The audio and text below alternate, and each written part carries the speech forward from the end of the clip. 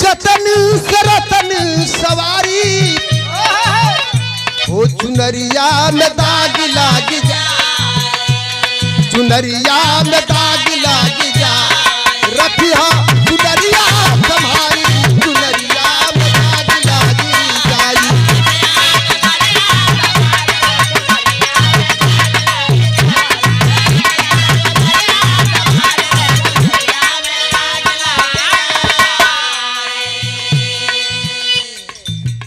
उपकरण का जरूरत कवने उपकरण का जरूरत पड़े ले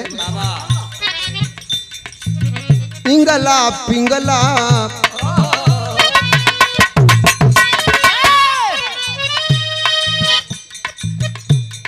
और अभी अभी हमारे बीच में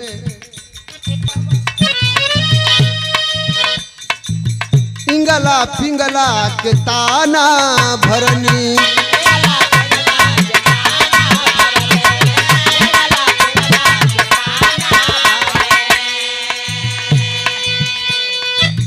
सुखमन तारी चुनरी पूरी करनी चुनरी पूरी करनी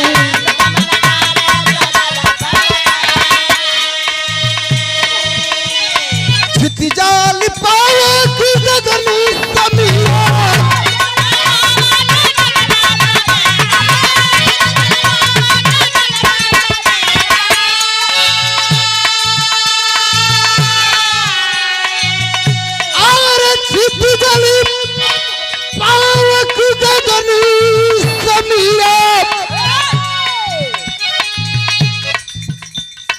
पंची रचित तत्वारी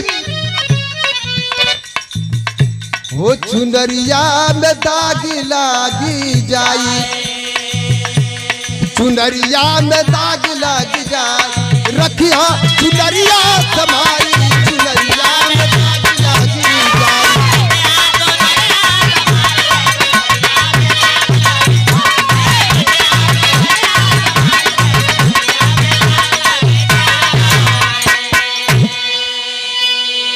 बड़ा अनमोल जीवन हो एमा समय निकाल के हर काम करते हुए ए व्यवहारिक जीवन के गृहस्थ जीवन का पालन करते हुए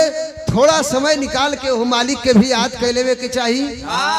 जे धरती पर हमन के भेजले बा यही से हम कहिला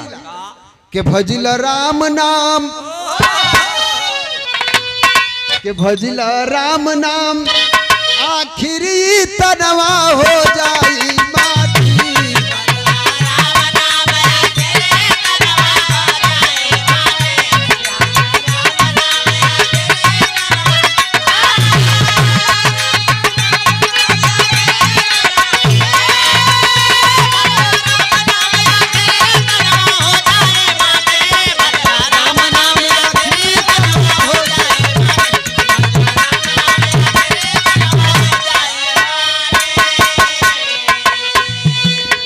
राम चलावा सुंदर गाड़ी बनी है गाड़ी माटी का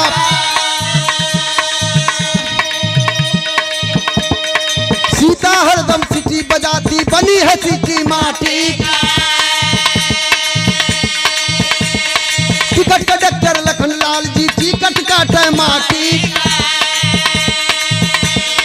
गाड़ी बने हैं हनुमान जी झंडी मारे माटी का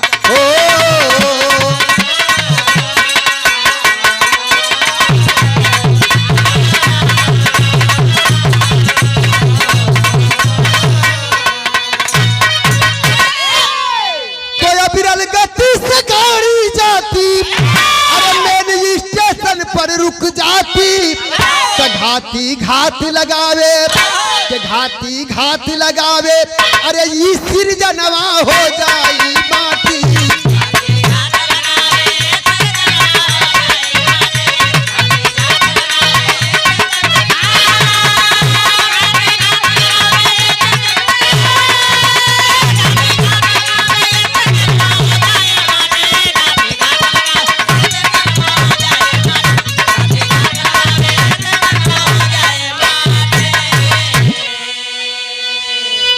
और ये देखें अंत में तेरे ही कके चूल्हा फेंक के जनबा दुनिया से जौन बा नाम के मिटा दे, लोग अलविदा कर दिए। यही से हम कहिला तन की बढ़ जो बाबू,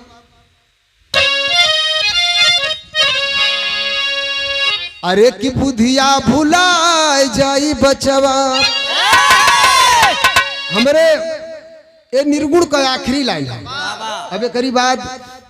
पहले में बतौनी की परिचय की मोहताज नहीं है। बिरहा जगत से लेकर के फिल्मी दुनिया तक जो है आपने सफर तय किया। मीरा मूर्ति जी का नंबर है। तो यही से हम कहिला मीरा जी कि बुधिया भुलाए जाई बचवा, अरे बुधिया भुलाए जाई बचवा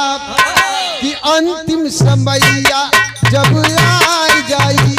बुधिया भुलाए जाई बचवा।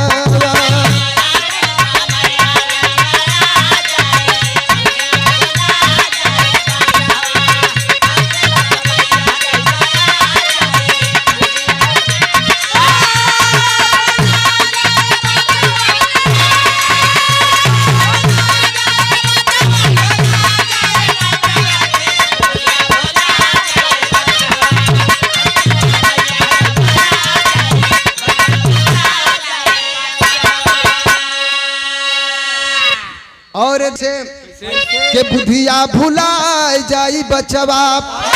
अरे अंतिम समैया जब आए जाई, बुधिया भुलाए जाई बचवा।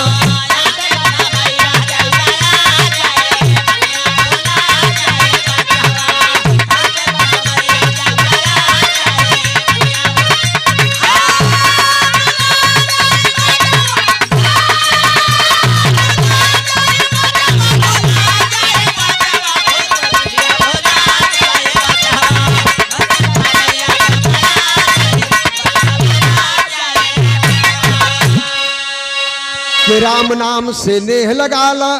और राम लगई है पार, अरे बिना राम तो यही जगत में अरे यहाँ न कोई काम हो की, अरे बुधिया भुलाई जाई बचवा। अब महेंद्र का चूल्हा जब फेंकाई जाई, बुधिया भुला